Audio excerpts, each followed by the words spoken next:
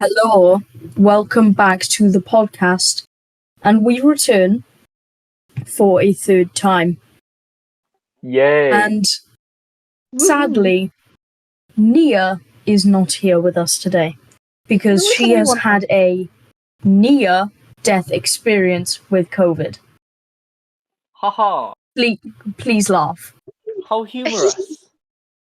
Or either that, or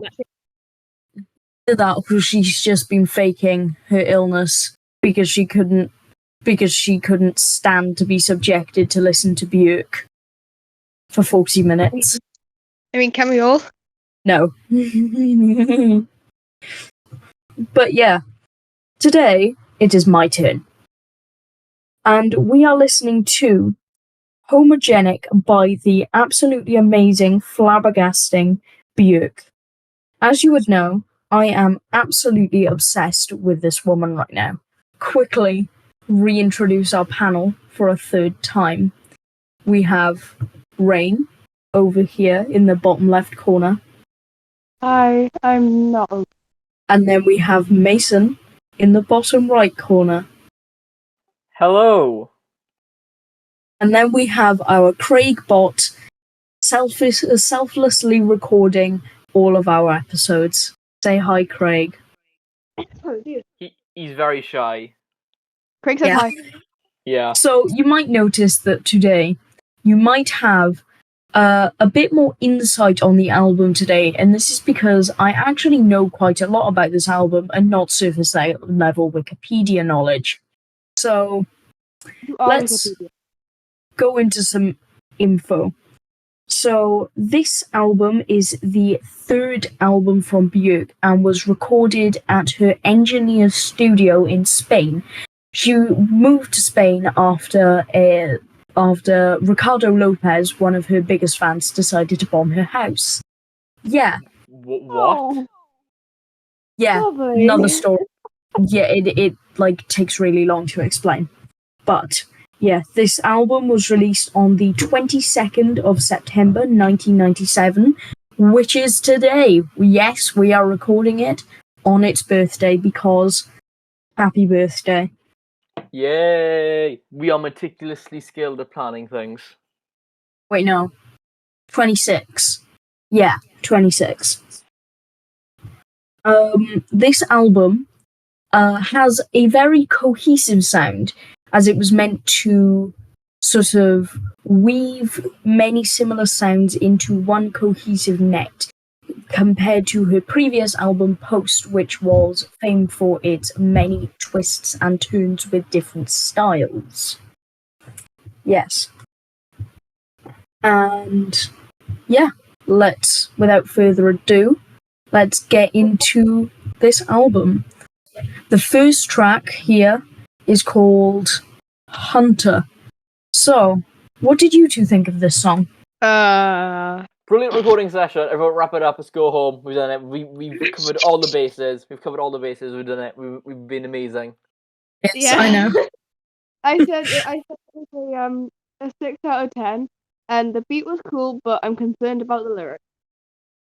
Oh, yeah, it's about dealing with fame and stuff like that. But Completely relatable.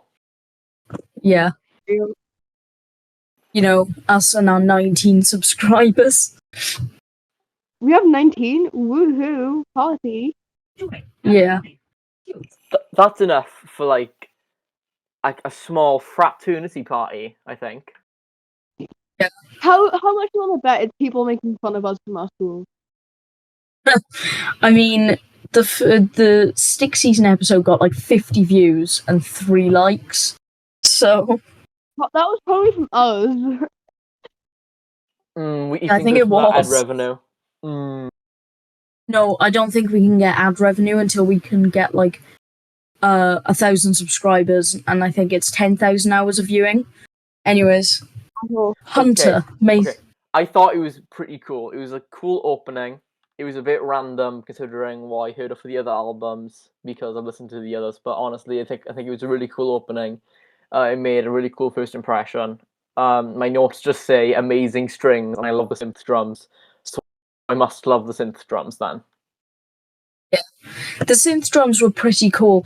In fact, the drum beat on this song is often used as one of the best examples of a drum rhythm on a 909 beat. And apparently, Mark Bell, the person who did it in one take. That's very interesting. That's a fun fact for you. So my opinion on this song is that I really, really like it. The strings and the synths and the drum really come together to make a very sort of menacing, a very menacing undertone. I probably give this like a 9 out of 10. Yeah, I gave it like a 6.7. The thing that dragged it down for me is like the just repetitive thing at the end that's just the same thing. Like the video version is shorter and better. Yeah, I listened to this on Spotify, and luckily I somehow didn't get any ad breaks. But to be honest, like, I don't know, I didn't like, unlike Northern Attitude and Stick Season, it's one of like the weaker openings to an album, I think.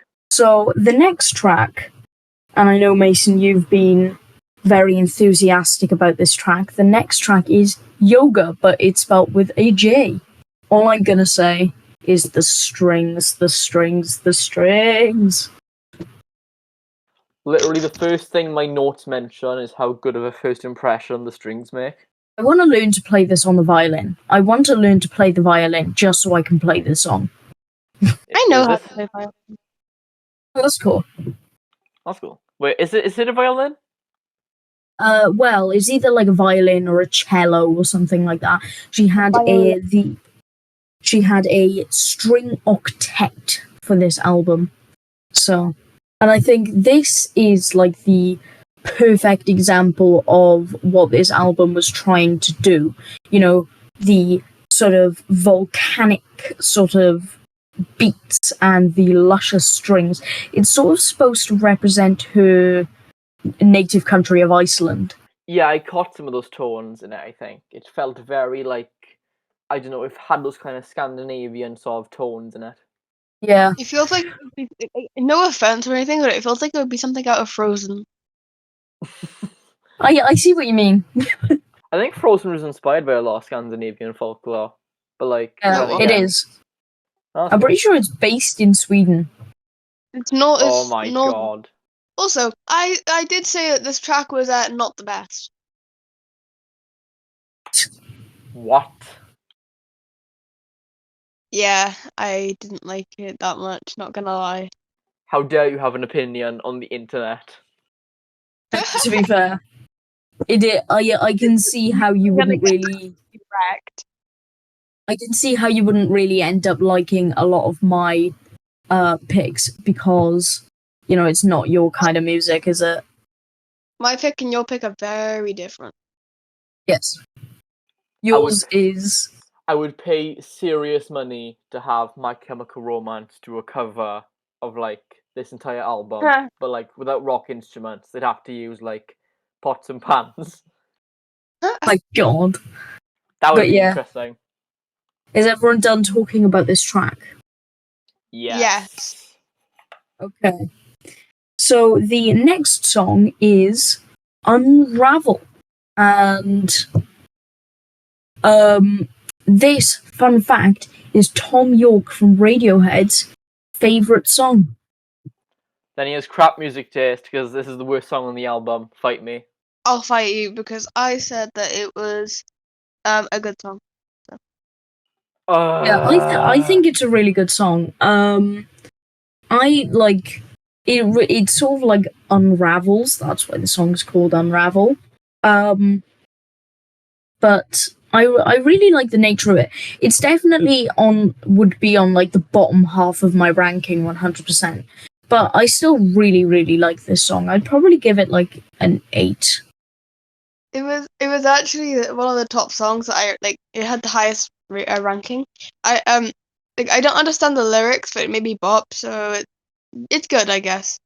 I give it 6 dadas out of 10 dadas. Oh my god. I give it 8 LOs out of 10. I gave it 8 doo-doo-doo-doos of 10 doo-doo-doo-doos. The next song, Bachelorette. in my opinion, scratch that what I was saying, that Yoga is the definitive Homogenic song. It's Yoga, Bachelorette, and All Is Full of Love. That's the holy trinity of Bachelorette songs. Those are the most iconic, those are the most loved, and they're the best. Fight me, but just no, I don't like it. Very like dramatic song. I'm reading It's the like you, I lyrics feel on you'd like it. Genius, and the quotations read like something out of an AO3 fanfiction. Although one cool thing about this song, let me just get it. Oh god. Yeah. So, I've said this before, like I've said most of the facts that I'm saying in this video, but originally the lyrics for this song were much different than they are. And they never changed it on the lyric sheet. So there is, for instance, in the last after the last verse. In fact, the last verse is switched before the last chorus, and then I'm a Whisper in Water gets shifted after, and then there's a new verse that says, "Life's a necklace of fears, your uncried tears on a string. Our love will unite them. Loving me is the easiest thing." But yeah, I thought that was kind of interesting. Huh. In my opinion, this song, 10 out of 10. I can't lie. Yeah, about that. 3 out of 10.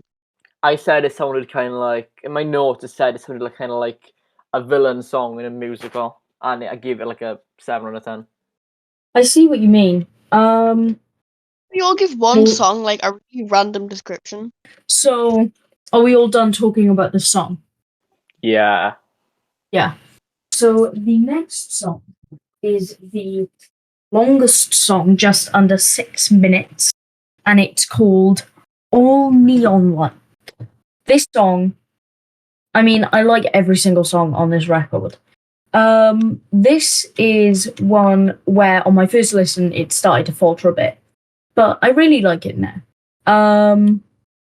The beat, rhythm, it always gets stuck in my head, and I quite like the sort of synths as well.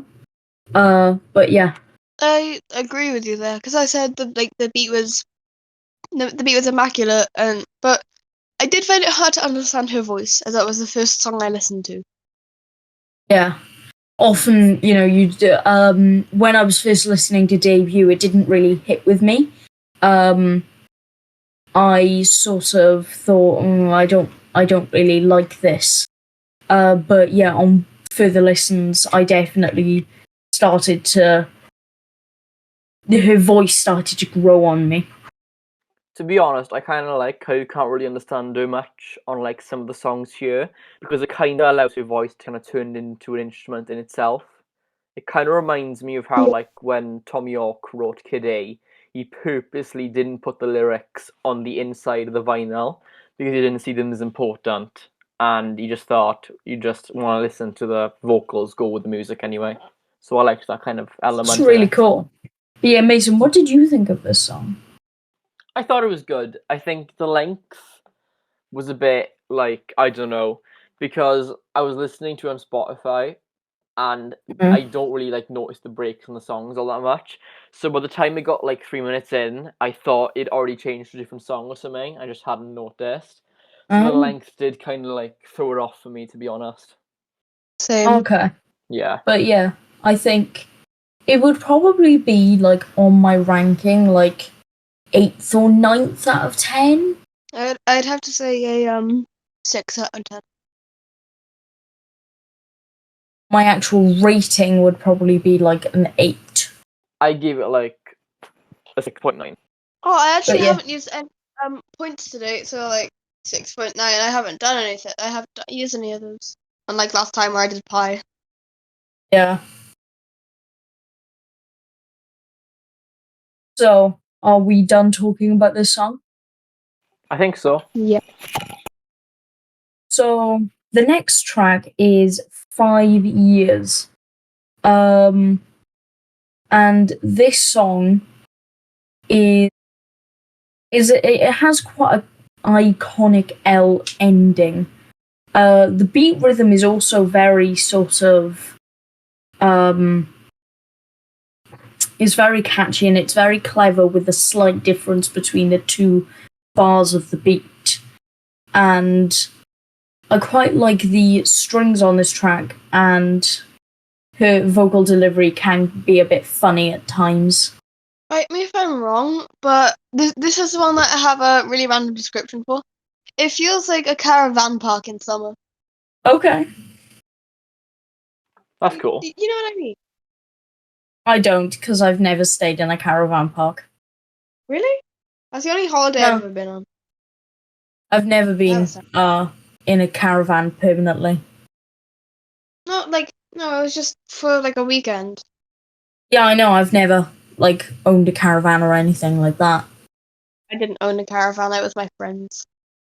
Hmm. And we bought like 20 Easter eggs. It was awesome. Rayne low. Yeah. Yeah, Mason, what did you think of this song? I thought it was okay, to be honest. I don't know. At this point, it kind of had the same issue Stick Season had, where I could not distinct songs from one another. Either that's me being stupid, or I don't know.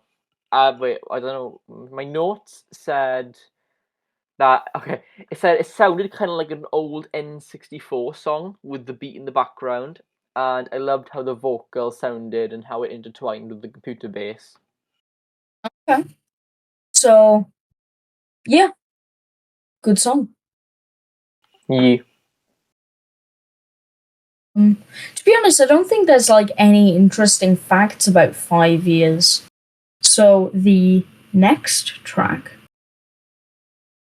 Immature, Mark Bell's version.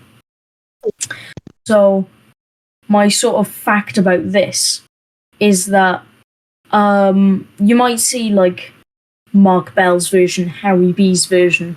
This is because Björk made her own versions for Immature and All Is Full of Love. That's cool. But the versions that went on the album were mainly produced by Howie B and Mark Bell. That's why you see that, because it's not her version. Yeah, because she got on different producers to do some other songs, didn't she? What did you say? Didn't she get different producers to do different songs? Yeah, but she just sort of does half the production and then brings on other people to help her and stuff like that. But the main producers for this album were Howie B, brought back from Post, Mark Bell, Marcus Dravs, and then someone else I'm forgetting. So yeah, this is the shortest song on the album, and in my opinion, it's my least favourite. I disagree. The title describes this podcast. It's immature. Again, I like the music, just not the lyrics. Okay. My phone is constantly blowing up at the moment because someone was making fun of Taylor Swift and made a parody song saying, "Oh my god, it sounds like a Taylor Swift song," and I was like, "No, it doesn't." And some people are getting mad, some people are being absolute edgelords, and 400 people have liked it. What? What the hell is this on? It was it was a parody song meant to parody Taylor Swift. But yeah. Yeah. Most relevant album echoes tangent. I know. What's up? Sorry, that was my alarm that I set. But yeah. Yeah, I think it's got a nice beat, and I think that the melody is quite nice. But apart from that, it's not really thing. And it has this thing that it does it between Pluto and All Is Full of Love as well, where it takes like the last 0.1 second of the song and places it at the start of the next song, which is good when you're listening to it all in one go. But then when you're listening to like individual songs, it's really weird. Yeah. Yeah. Yeah. So I would give this song like a 7.9 out of 10. Wait, which song are we on? Immature. Semi. So yeah. What did you think about this song? Oh, sorry. Yeah. I thought like it was okay. I give it like 6.5. It wasn't my favorite, but I did give it one of the highest highest marks, so like 7 out of 10. I think that it's a good song and it's definitely grown on me, but I feel like it'll still be, the least favorite song of the album. Not very Yeah. nice. Well, I don't care. How rude. Yeah, we all done talking about this song. Yeah. Yes. So the next song is Alarm Call. Now, this song was one of the singles, along with Hunter, Yoga, Bachelorette, and All Is Full of Love. And it's a bop. Yeah, my note said I liked the grit on the vocals and the loop, and like Yeah. kind of like harmonized DL she does, and I liked the kind of power in the song's tone and the syncopated drums. And there's that one funny line at the start of the second verse. I'm no effing Buddhist, but this is enlightenment. Oh yeah. That's just so funny. I said like I don't like it, but I don't dislike it. It's like in the middle for me. Like, I feel like most of the songs in the latter half of the album could really have a use with some more utilization of the strings. Like, these songs had like none. Yeah. Overall, I'd give this like an 8.5 out of 10. It really puts a groove in my step when I listen to it. Yeah. I Yeah. gave it a 6 out of 10. So I sort of guess that the pursuing silence is of the meaning that we are done with this track. Yep, I think so. I don't think we have anything else to say. Yeah. So the next song is the dreaded Pluto. Oh This made me sob, gather myself back up again, and then sob again, and then cry, and then cry, and then sob. Yeah. And my ears bleed. Yeah, it's like the loudest track, and there are many different interpretations of what this song means. Let's just say. And Björk herself has said that it's sort of about like a really bad hangover. And like me about an hour straight. So like death, and the songs Pluto and All Is Full of Love, the album version, are supposed to symbolize like death and rebirth. But yeah, we'll get on to All Is Full of Love in a minute. This song is severely concerning. Yeah. I think the song is really like glitchy and has a really good beat, and is like one of her few songs where it's just pure energy. Yeah, it does sound like really, really powerful, and it does give a really cool vibe. Yeah. It sounds like. And then there's the moaning at the end. I don't like it. I don't like it at all. Yeah, that's the song that she makes. But like screaming it. Yeah. Yeah, there's a music video. It's kind of like yeah. Just for your sake, don't watch it. Yeah, it's kind of a bit weird, but like it doesn't matter anyway because it's one of the many videos that she has where she has not decided to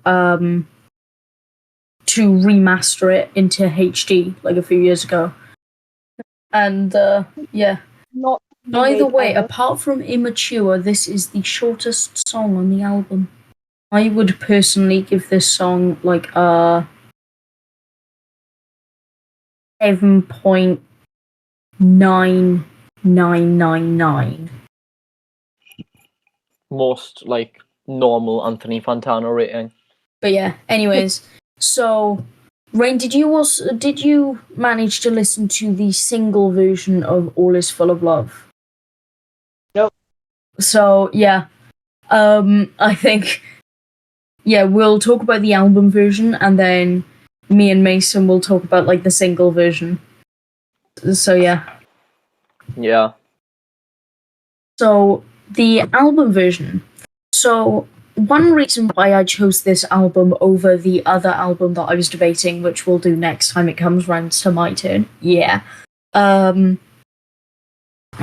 picked this album because for both the Stick Season and the Black Parade episode, I gave a really specific description of a song. And this song, I've got a really like descriptive description for it. So I've always had the vibe from this song that it's like a girl walking into like this crystallized cave, and as she's walking into it, like the crystals start to glow, and then it starts to like glow all around her. Yeah, it did give a sort of like really mystical vibe a lot, like with that lap harp they used. Yeah. And like Again? one thing that I didn't notice until like ages ago, until like a few weeks ago, is that the start of the single version and the start of the album version use the same melody. It's like a da da da da da da da da da da da, but like a bit slowed down. But yeah, I only just realized that pretty much. Wait, correct me if I'm wrong again, but it sounds like something out of Harry Potter. Like, you know when he's going into the paper with Gandalf, with Dumbledore. Hmm. Oh, Okay. and I was listening to Wheel.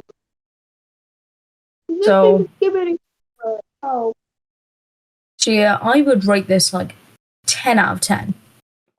I'd give it like a 9. Yeah. I think that like the song has such a good aura about it, and it really sort of it's like it's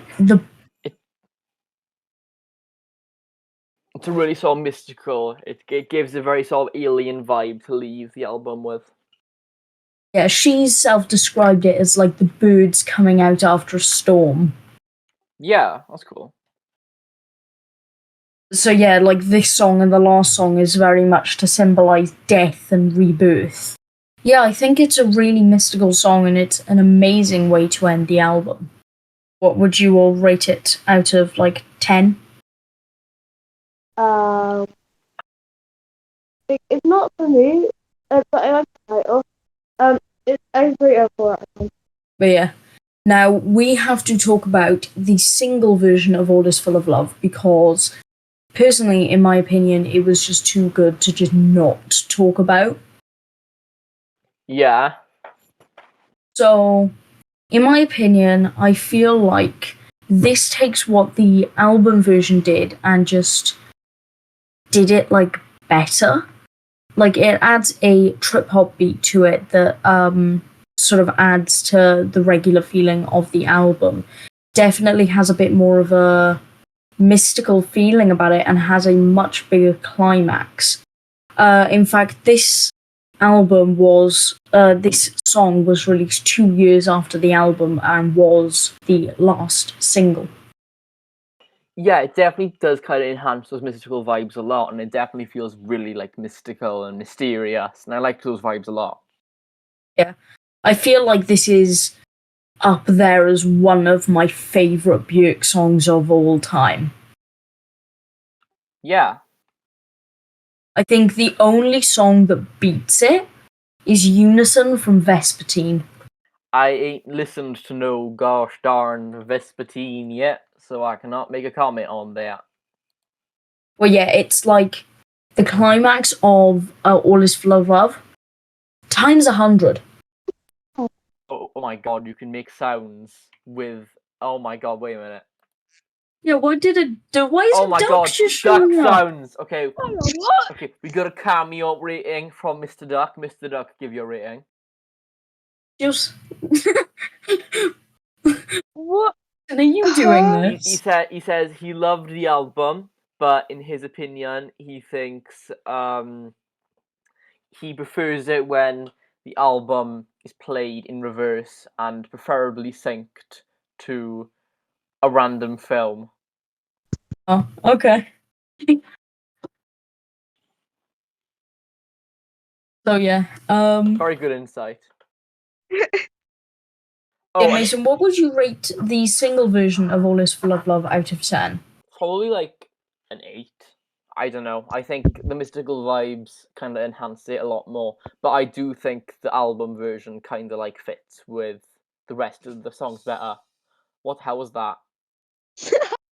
Wait, Okay, how okay. how are you doing this? I don't know what's going Oh, on. I get it. I get it. It's a soundboard, but my brain isn't working because for some reason it's playing random noises and I don't like it. Oh my god, I just found them in like different Stop, duck! No more duck noises. Oh my god! What? Okay, this is getting a bit out of hand. I think we should probably wrap this up. Craig, is there anything else you would like to add before we embark on this beautiful, beautiful journey away from this episode? wait, no, we gotta give like ratings and final thoughts and stuff. Oh my god, stop it. Oh my god, what are you doing? Anyways, guys. Okay, shut down. No. 100% clipping this. Okay, no more. Okay, guys. Okay, we were too far in, we're too far deep. Okay, So guys. Okay. It's too late. We're in the hall. Okay. It was. Thank you for listening to the podcast. And Wait, no, we gotta give like ratings and stuff like that, like final ratings of the album. Okay, Mr. Duck, what would you rate the album out of 10? Okay, he gives it a 9.87. Okay, I give it 1, 2, 3, 4, 5, 6, 7, 8, 9.9. 0.9. Okay, 9.9 quacks out of 10. Yes. That's very good. And Rayne, what is your final measurement? Is that 1 quack? 3. 3 quacks. Hey. One sec. Hang on. No, my phone broke. Oh my god. The I ducks are too glitched my strong. phone with quacks. No. Help! This Okay, guys. Oh my god. Oh no! My phone's broken! Transition. Did you like it? Did you hate it? What would you rate it? Alright, yeah, okay. Oh my god, we can add our own. Oh my god, this is amazing. Alright, guys, we gotta wrap this up, otherwise I will end up sitting in the corner going insane with that. Thank you for joining us again. We had a lot of fun. So my favorite songs Hopefully. were Yoga, All Is Full of Love, and Bachelorette. My least favorite song was Immature. Yeah, Mason, what was your favorite, least favorite, whatever? My favorite was Yoga. My least favorite was Unravel. Rayne. I really like Unravel and Immature. I did not like 5 years. Help! Okay. Okay, okay, Craig. Anything else to add? Godspeed. See you tomorrow. See you whenever. Happy birthday, Homogenic. Pray Yeah, for my happy birthday. Godspeed. Yeah.